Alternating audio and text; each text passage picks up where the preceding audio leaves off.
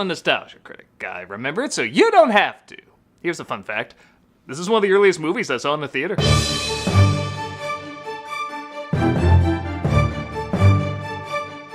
Not that it was the absolute first, I saw a couple before this, but two of my earliest and favorite movie-going experiences are seeing this and An American Tail in 1986. They were the perfect big screen movies to introduce to a kid because they were small characters living in a big world, allowing you to embrace on the big screen a gigantic universe you recognized but saw from a different point of view.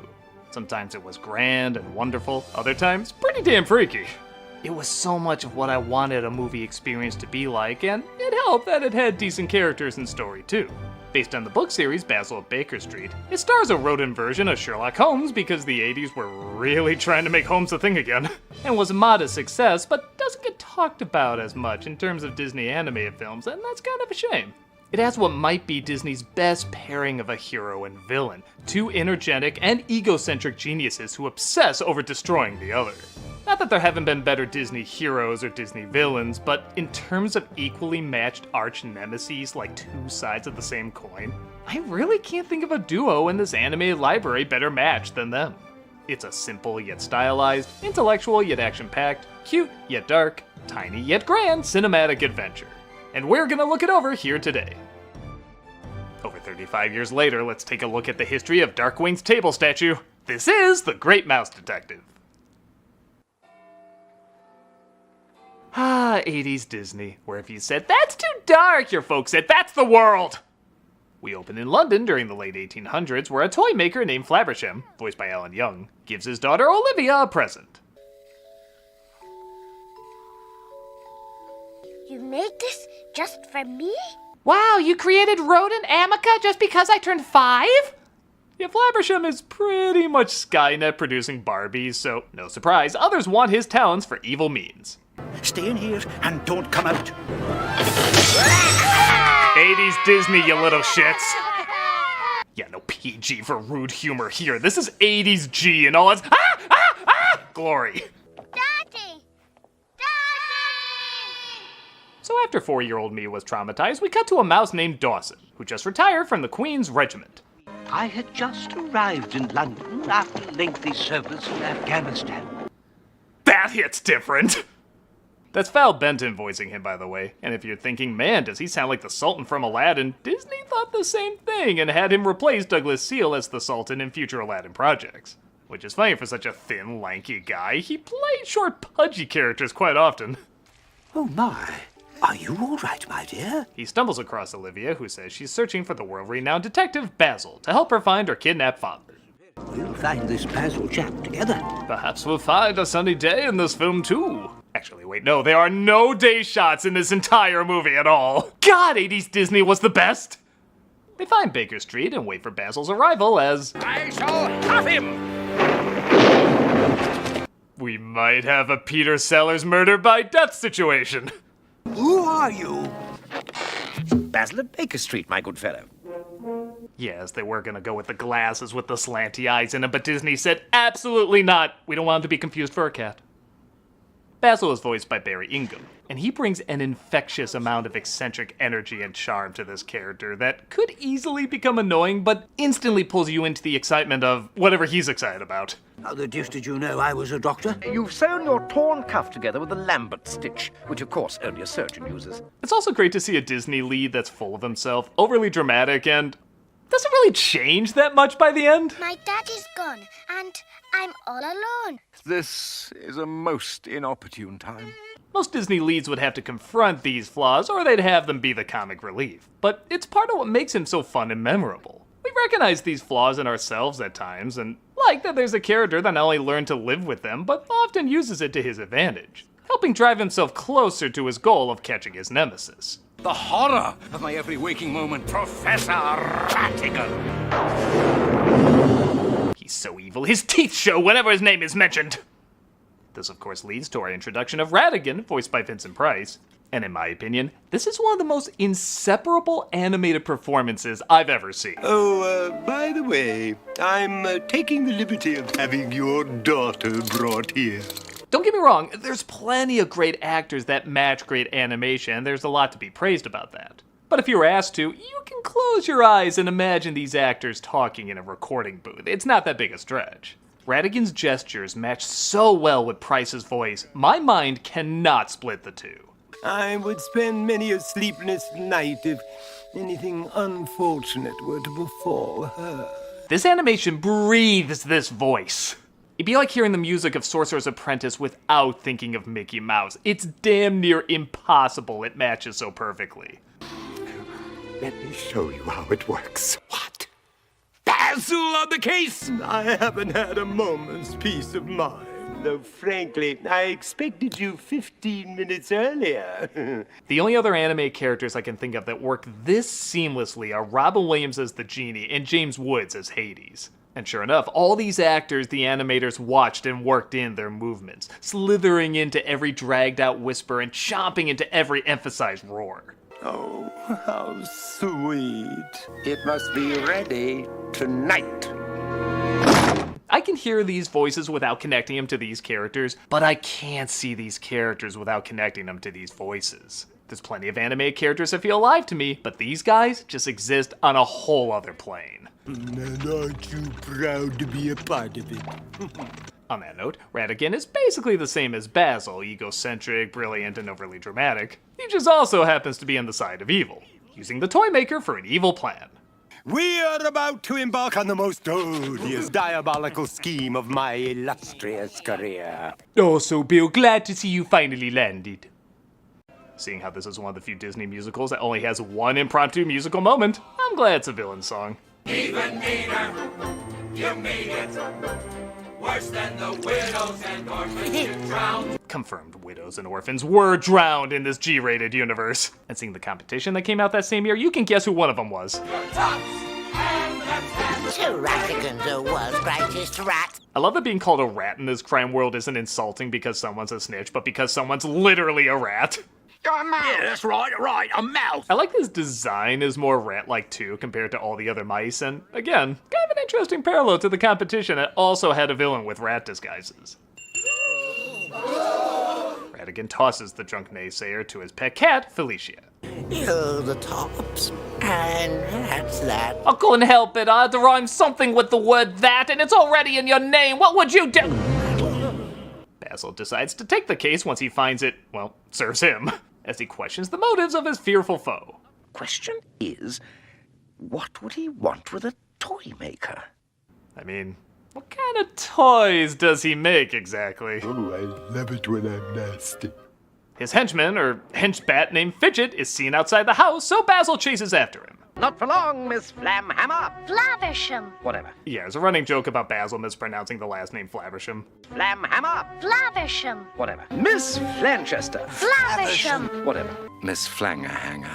Whatever. Which I guess is cute, except for the fact that he clearly pronounces it correctly later. Dawson. Flaversham. So he's just dicking around with them most of the time, I guess. Actually, who am I kidding? I can see him doing that. Okay, why do Disney houses always have such classy mouse holes? There is a good deal of German music on the program. It is introspective, and I want to introspect. Fun fact, that actually is Basil Rathbone, arguably the most famous Sherlock Holmes, playing Sherlock Holmes. But I am disappointed they didn't get the original actor who played Toby. He delivered that line like a rover. Toby follows the scent of Fidget to a toy shop. You be good now. We're going to find my father. Yeah, Olivia's always one yippee away from being obnoxious, but they know when to scale the cute stuff back and give it more of a bite. Even the toy shop is kind of unsettling. Like this toy reminds me they remade Dumbo. And don't you know the new Disney rules? There should be like 11 Disney cameos in this scene, not just one. Fidget kidnaps Olivia. Yeah, for kids in the 80s, quicksand and bags became like our biggest fears. And he manages to escape with her. Now she's been spirited away by that maniacal little monster. Basil screams at Dawson for not watching her closely, causing him to feel awful. It's not entirely hopeless. We'll get her back. Little character moments like this do add a lot of heart and urgency. It shows there is a part of Basil that can get out of his own head and legit cares, separating him from his criminal counterpart. Your charming daughter. Olivia! One of my favorite theater memories is how hard everybody laughed at this one line. Oh, my foot, my only foot. I already have a hard enough time finding Halloween costumes every year. Basil looks over the note that Fidget left behind and hopes to gather some clues from it. Come on, come on, come on, come on, come on, come on, come on. This is a minor thing, but I really love that Basil's a cartoon character that mumbles to himself. Good, good, good. Yeah, no, come on, come on, come on, come on, come on. What about that? Come on, what's that?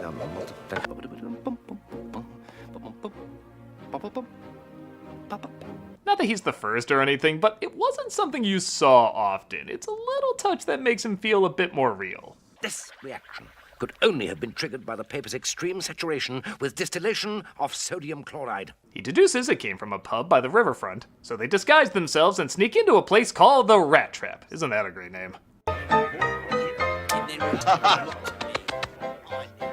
I'm always a sucker for smoky places like this where they play poker, throw punches, and toss shit at the stage. Also, I guess mermice are a thing in this world? That must have been a fun note for the background artist to read. Yeah, hi, I just want to make sure. On page 5, you said draw a... I didn't misread that. Okay, we put a naked woman in Rescuers. I'm used to these mouse movies being On that note, I know a % of you watch this scene asking, do I like mice now? Hey fellas, I'll take all my blues. Disney actually had a hard time, pun totally intended, getting this past censors because it was deemed too risque for a G film.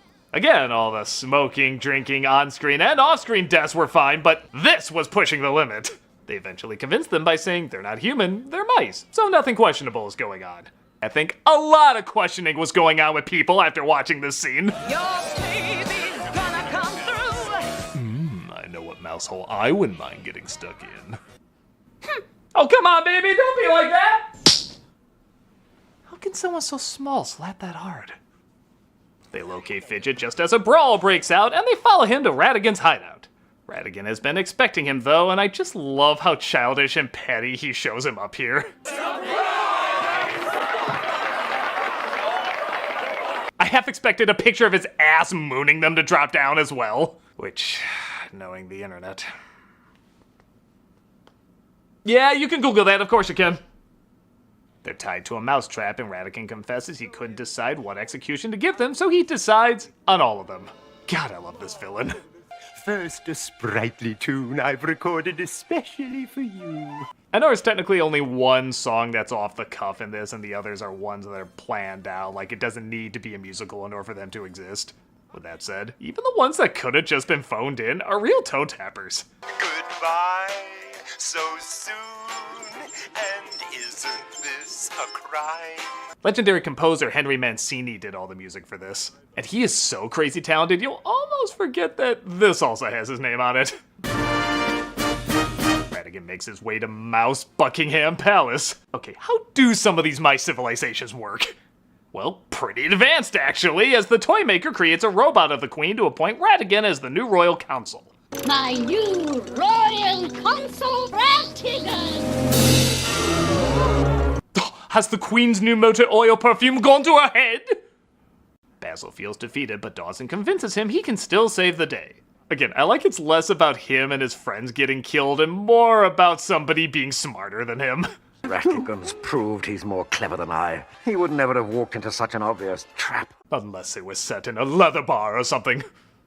Basil finally gets an idea, because I guess every last gangster was needed to take out the guards. I mean, I don't know, they look pretty easy to take out to me. Nobody is there to stop him. As expected, this escape is pretty inventive. I too don't know how I missed the Mythbusters where they prove that as fact. They get to the palace and stop the Queen from getting eaten by Felicia. Aha, so Biden recently saying God save the Queen still makes no sense! They show the robot is a phony and rush Ratigan. I kinda love this one goon who's like, well, she's got an umbrella, I got a gun. I lose.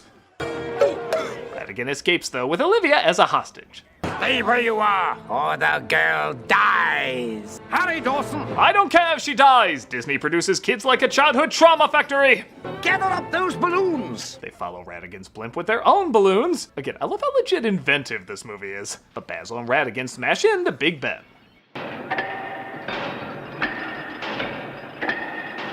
I know I've mentioned this before, but this is the first time an animated film has ever used CGI, and it looks pretty seamless, making for an appropriately large and rather epic climax.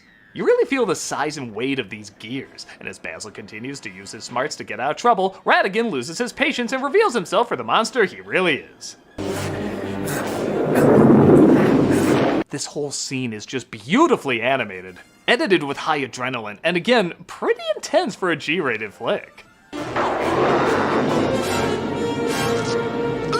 Jesus!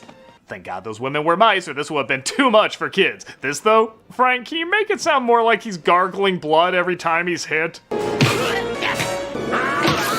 80s Disney, we can't leave the kids unscarred. Seriously, this is right up there with some of the best action sequences in any animated Disney film. It's short, but it's effectively put together. The game's not over yet! Ratigan falls to his death and takes Basil with him, resulting in a pretty decent fake-out. It's actually hard to figure out how he would survive that. But again, because he kept his cool, he figured an inventive way out. Good fellow! Oh, jolly good! Ah! Dawson, don't bring the balloons too close to my propeller! Ah! No, of course they get back safe, and Basil says goodbye to his friend and client, despite never getting her name right. I'll never forget you. Nor are you, Miss... 80s Disney, man. Oh my, we're late to catch our train. Come along, Olivia. Let's go before they realize they never made a Scrooge McDuck joke. Is this the home of the famous Basil of Baker Street? Another client enters the home just as Basil announces Dawson is his new partner. Isn't that right, Doctor? Yes, by all means. Professional or romantic? Yes. And that was The Great Mouse Detective. Okay, it's no Beauty and the Beast, but it's still pretty fun and entertaining. A lot of that is centered around the hero, the villain, and the animation that brings them to life. Not to say the other elements of the film are bad by any means, but they're a bit more what you'd expect with an animated kids film at the time. These two characters and their joy/obsession with their work and with each other is really what helps it stand out. The slight edge it has with the sometimes mature imagery that never goes quite too far also adds a welcomed harshness and excitement. It's just good fun with a smart hero, a smart villain, and a lot of inventive ingenuity. I hear more and more it's growing a bit of a fan base, and I'm glad to see that. Because if you've checked it out, you know that'd only be elementary. I'm a nostalgia critic, I remember it so you don't have to. Goodbye, so soon.